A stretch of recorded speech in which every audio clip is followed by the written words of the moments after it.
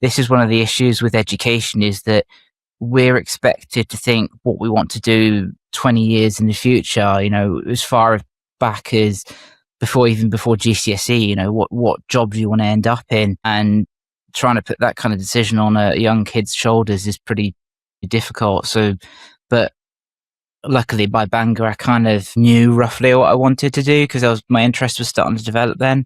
And so what helped me bridge the gap between composition and technique of recording is actually acousmatic music, funny enough, because you're forced to think about technology and strip the idea of what sound is, because acousmatic music is purely about the way you perceive it. It's obviously one of those really experimental ones, and so it's a debate on itself if it's even considered music, but I do consider it music. But it helped me really understand the kind of context between being able to record things and get something workable out of it. Because obviously I needed to use microphones to location record, so I needed to take a recorder out and about to record the sound of a river or some rocks bashing together or something like that. And so it sort of made me understand, I already knew things about like phantom power and gain stage and all that, but it's these kind of things that reinforce the learning experiences.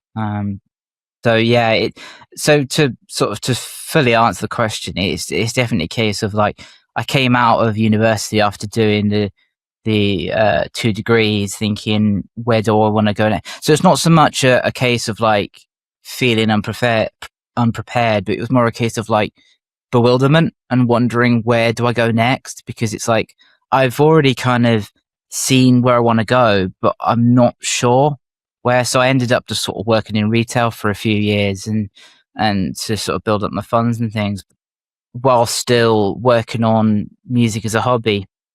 And then and then you can, like with a lot of people, is that when you build up the experience and build up the networking and clientele, you kind of start transitioning more into the area that you really, really love. And so it's compositionally, it's been production music is being an avenue I've really loved doing, because it's to a certain degree you can write to your own brief and then try and sort of ship it around to see if anyone will be interested. But there is constraints within that, even within that field, because obviously it has to be commercially focused. But yeah, it's something where it was more bewilderment more than naivety.